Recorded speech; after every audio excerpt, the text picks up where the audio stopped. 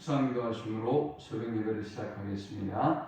하나님 감사합니다. 오늘도 우리에게 새로운 날을 허락하시고 예배함으로 이 하루를 시작해 하심을 감사합니다. 주님이 우리의 목자가 되어주셔서 우리의 모든 삶을 인도하시며 푸른 초단과 쉴만한 물가로 인도하시고 또 주의 지팡이와 막대기로 우리를 보호하시며 인도하여 주옵소서. 험악한 세대를 살고 있는 주의 백성들을 주의 보혈로 덮으시고 어떤 해함도 상함도 없도록 하나님이 천군 천사 동원하셔서 보호하시고 인도하여 주옵소서. 오늘도 우리의 생각하는 것과 간구하는 것보다 더욱더 넘치도록 응답하실 하나님을 찬양합니다. 예수님의 이름으로 기도합니다. 아멘. 찬송 445장 드리겠습니다. 대산을 넘어 험곡에 가도 길 가운데로 걸어가면 주께서 항상 지키시기로 약속한 말씀 변치 않네. 하늘의 영광 하늘의 영광 나의 맘속에 차고도 넘쳐 할렐루야를 힘차게 불러 영원히 주를 찬양하리. 캄캄한 밤에 다닐지라도 주께서 나의 길 되시고 나에게 밝은 빛이 되시니 길 잃어버릴 염려 없네. 하늘의 영광 하늘의 영광 나의 맘속에 차고도 넘쳐 할렐루야를 힘차게 불러 영원히 주를 찬양하리. 광명한 그 빛 마음의 바다 찬란한 천국 바라보고 할렐루야를 힘차게 불러 날마다 빛에 걸어가리. 하늘의 영광 하늘의 영광 나의 맘속에 차고도 넘쳐 할렐루야를 힘차게 불러 영원히 주를 찬양하리. 아멘. 오늘 이 시간에 주시는 살아계신 하나님의 말씀은 구약성경 욥기 14장 13절에서 22절의 말씀입니다. 욥기 14장 13절에서 22절의 말씀 우리 한 목소리로 합독합니다. 주는 나를 수월에 감추시며 주의 진노로 돌이키실 때까지 나를 숨기시고 나를 위하여 규례를 정하시고 나를 기억하옵소서. 장정이라도 죽으면 어찌 다시 살리이까? 나는 나의 모든 고난의 날 동안을 참으면서 풀려나기를 기다리겠나이다. 주께서는 나를 부르시겠고 나는 대답하겠나이다. 주께서는 주의 손으로 지으신 것을 기다리시겠나이다. 그러한데 이제 주께서 나의 걸음을 세시오니 나의 죄를 감찰하지 아니하시나이까. 주는 내 허물을 주머니에 봉하시고 내 죄악을 싸매시나이다. 무너지는 산은 반드시 흩어지고 바위는 그 자리에서 옮겨가고 물은 돌을 닳게 하고 넘치는 물은 땅의 티끌을 씻어버리나이다. 이와 같이 주께서는 사람의 희망을 끊으시나이다. 주께서 사람을 영원히 이기셔서 떠나게 하시며 그의 얼굴빛을 변하게 하시고 쫓아보내시오니 그의 아들들이 존귀하게 되어도 그가 알지 못하며 그들이 비천하게 되어도 그가 깨닫지 못하나이다. 다만 그의 살이 아프고 그의 영혼이 회복할 뿐이니이다. 아멘. 욥은 극도의 고통 가운데서 분명한 믿음의 고백으로 또 하나님 앞에 끊임없는 예배로 또 그의 하나님 앞에 탄식하는 기도로 또 바른 인생관으로 이 모든 고난과 어려움들을 이겨나갑니다. 욥은 지난 시간에 우리가 살펴보았듯이 자신이 이 땅에서 모든 자신의 인생관이 아주 분명한 것을 우리가 지난 시간에 살펴보았죠. 그는 하나님의 은혜가 필요한 하나님의 은혜로 살아가는 덧없는 삶이 우리 인생이다 라고 인생관을 보여주었습니다. 또 하나님의 긍휼이 필요한 존재라는 한계적인 존재라고 하는 것을 또 고백했습니다. 또 이 땅에 썩어지는 것에 소망을 두지 아니하고 저 영생의 소망을 가져야 할 한 번뿐인 인생이라고 하는 것을 욥은 우리에게 보여주었습니다. 이제 오늘 이 본문에는 욥이 자신의 고통이 어느 정도의 상황인지, 자신이 지금 체감하고 있는 이 상실의 고통이, 그리고 내면에서 일어나고 있는 이 치열한 영적인 전쟁이, 그리고 친구들로부터도 당하고 있는 이 어떤 버려짐과 또 왜곡의 고통이, 무엇보다 하나님으로부터 버려진 듯한 이 고통과 아픔이 어느 정도의 크기인지 보여주고 있고, 이 고난과 이 고통에서 그가 어떻게 벗어나고 또 이겨낼 수 있었는지를 그의 신앙의 모습을 통해서 우리가 살펴볼 수 있습니다. 먼저 지금 욥이 느끼는 고통의 크기를 한번 좀 살펴보겠습니다. 13절에 보니까 주는 나를 수월에 감추시며 주의 진노를 돌이키실 때까지 나를 숨기시고 그랬습니다. 여기 수월은 무덤을 의미합니다. 얼마나 자신이 고통스럽고 힘들면 자신을 그냥 이 무덤에 하나님의 때가 될 때까지 저를 그냥 무덤에 정한 기간 동안 가만히 좀 내어버려 두시라 라고 지금 기도하고 있습니다. 그의 고통의 크기를 짐작해 볼 수가 있는 것이죠. 그러면서 18절에는 무너지는 산은 반드시 흩어지고 바위는 그 자리에서 옮겨가고 물은 돌을 닳게 하고 넘치는 물은 땅의 티끌을 씻어버리나이다. 이와 같이 주께서는 사람의 희망을 끊으시나이다 했습니다. 왜 이토록 욥이 무덤에라도 저를 좀 가만히 내버려 두십시오 라고 고백하고 있느냐? 하나님이 자신의 희망을 끊어 놓을 듯한 그런 고통과 아픔을 주고 계시기 때문이다라는 것입니다. 그러면서 무너지는 산은 반드시 흩어지고 그랬는데, 사실 우리가 영원히 그 자리에 있을 것이라고 믿는 것이 이 산 아니겠습니까? 또 그 다음 19절에 돌이죠. 바위 같은 돌들. 그것은 우리가 쉽게 변하지 않기 때문에 그 자리에 계속해서 있을 것 같습니다.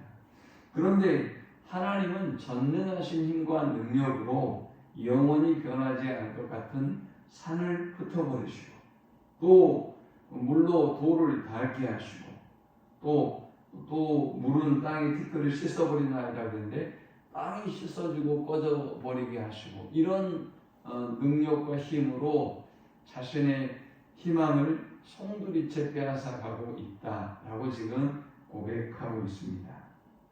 자, 그리고 20절에는 보니까 주께서 사람을 영원히 이기셔서 떠나게 하시며 그의 얼굴빛을 변하게 하시고 쫓아 보내시오니 했습니다. 여기 얼굴빛이 변한다라고 하는 것은 죽은 자와 같이 된다라는 말입니다. 그러니까 사람이 죽으면 얼굴빛이 변하지 않습니까? 자신이 지금 그렇게 되어져 가고 있다. 그 다음 21절에는 그의 아들들이 존귀하게 되어도 그가 알지 못하며 그들이 비천하게 되어도 그가 깨닫지 못하나이다. 사람이 죽으면 얼굴빛이 변하고 사람이 죽으면 후손들이 어떻게 되든지 알 수 없는 상태가 된다라는 것이죠. 그런데 지금 그는 살아있으니까 자녀들의 상실, 또 그에게 닥쳐왔던 이 모든 고통과 아픔을 몸으로 뼈저리게 느끼고 있지 않습니까? 그러면서 22절에는 다만 그의 살이 아프고 그의 영혼이 애곡할 뿐입니다 했습니다. 차라리 죽어버리면 좋겠는데, 죽었다면 이런 고통과 아픔을 맛보지 않아도 될 텐데, 그의 고민은 무엇이냐? 살아있다는 것입니다. 그래서 죽은 자는 살이 아프지도 않고 영원히 애곡하지도 않을 텐데 그가 살아있기 때문에 지금 살이 아프고 지금 애곡하고 있다는 것입니다. 그러니까 자신은 죽는 것보다 더한 고통을 지금 느끼고 있다는 것이죠. 자, 그러면 그가 체감하는 이 고통이 죽음보다 더 심한 고통인데 이 고통 속에서 욥은 어떻게 견뎌내고 버텨내고 이겨낼 수가 있었을까요? 그의 세 가지의 믿음을 살펴볼 수 있습니다. 먼저 그가 보여주는 첫 번째 믿음은 하나님이 기억해 주시기를 간구하는 믿음입니다. 13절에 주는 나를 수월에 감추시며 주의 진노로 돌이키실 때까지 나를 숨기시고 나를 위하여 규례를 정하시고 나를 기억하옵소서 했습니다. 지금이 너무 고통스럽고 힘들기 때문에 하나님이 자기를 그냥 무덤에 두시되 하나님이 기한을 두시고 나를 무덤에 두셨다가 그리고 하나님이 나를 잊지 말고 기억해 주십시오.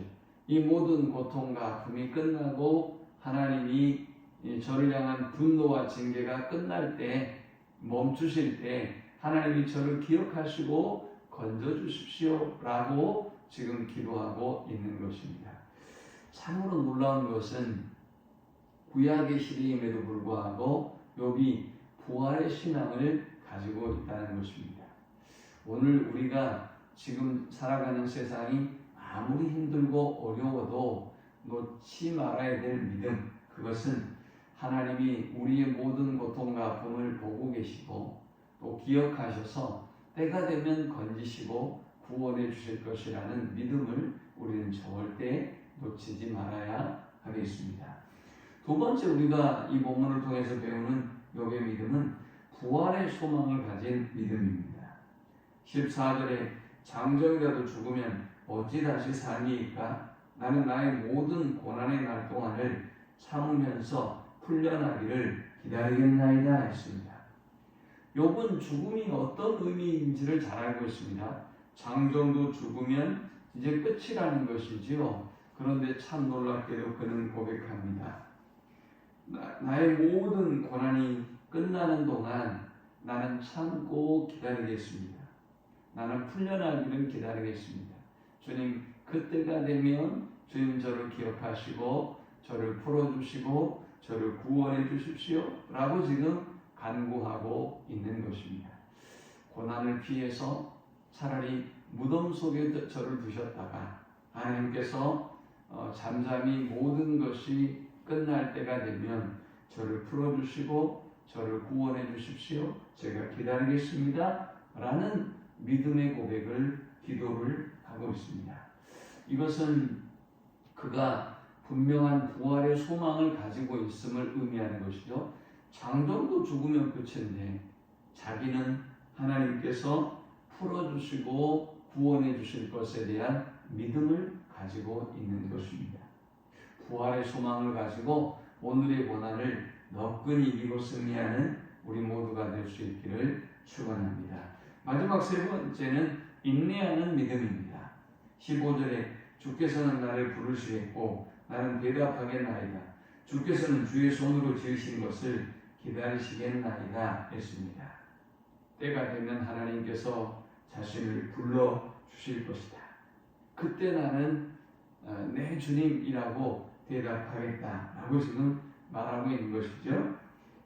또 그에게는 하나님이 불러주실 것에 대한 분명한 믿음을 가지고 있어요. 왜냐? 주님이 자신을 지으셨다는 것입니다. 주님이 자신을 지으셨고 자신이 주님의 것이기 때문에 이 자신이 죽음과 무덤 속에라도 피해 있으면 하나님께서 반드시 부르시고 하나님께서 반드시 그를 건져 주실 것이라는 믿음을 가지고 있습니다. 그리고 그때 어떤 일이 벌어질 것이냐? 지금까지 욥은 하나님께서 그를 세밀하게 감찰하시고 돌보시는 것을 어떻게 이야기했느냐? 마치 하나님이 자기를 살피시고 뒤쫓아서 과거의 죄까지도 추적하시고 하시는 그런 하나님, 자신을 감시하시는 하나님이라고 그렇게 지금 느끼고 있는데, 그가 이 다시 부활하고 영생을 얻게 되면 하나님이 그 무덤에서 꺼내셔서 자신을 다시 불러주시면 그때는 어떠느냐? 하나님이 자신의 죄를 감찰하시지 아니하실 것이다 라는 것입니다. 그 다음 17절에는 내 허물을 주머니에 봉하시고 내 죄악을 싸매시나이다 그랬는데, 이 말씀은 하나님이 자신의 허물을 그때는 덮어주실 것이다 라는 그런 고백입니다. 참으로 놀라운 믿음이 아닐 수 없죠. 이 고통의 순간에도 부활의 신앙을, 구약의 시대임에도 불구하고 부활의 신앙을 그가 가지고 있는데, 하나님께서 그때에는 자신의 죄를 덮어주시고 또 자신을 어떤 감시하고 그리고 자신의 죄를 추적하는 듯한 그런 모습이 없을 것이다라는 분명한 믿음을 가지고 있었던 것입니다. 이 말씀을 기억하면서 욥처럼 우리는 죽음과도 같은 고통을 많이 당하지만 죽음보다 더한 고통도 당하지만, 그럼에도 불구하고 우리가 하나님을 전적으로 부탁하고 또 하나님께 소망을 두고 부활 소망을 가지고 승리하는 우리 모두가 될 수 있기를 축원합니다. 하나님 감사합니다. 귀한 말씀을 통해서 은혜 받게 하시고 깨닫게 하심을 참으로 감사합니다. 지금의 이 고통에서 하나님이 우리를 기억하시고 또 하나님이 우리를 불러주시고 건져주실 것을 확신하며 우리의 소망을 땅에 보이는 것들에 두지 않게 하시고 하나님께 두고 저 영원한 하늘나라에 두고 승리하는 주의 자녀들 되도록 인도하여 주옵소서. 예수님의 이름으로 기도합니다. 아멘. 지금은 우리 주 예수 그리스도의 크신 은혜와 성부 하나님의 그 크신 사랑과 성령의 인도 교통 충만케 하시니 우리의 모든 소망을 저 하늘나라에 두고 지금의 어떤 고통도 아픔도 능히 이기고 살아가기를 소망하며 결단하는 모든 성도들의 머리 위에 이제로부터 영원토록 함께 있을지어다. 아멘.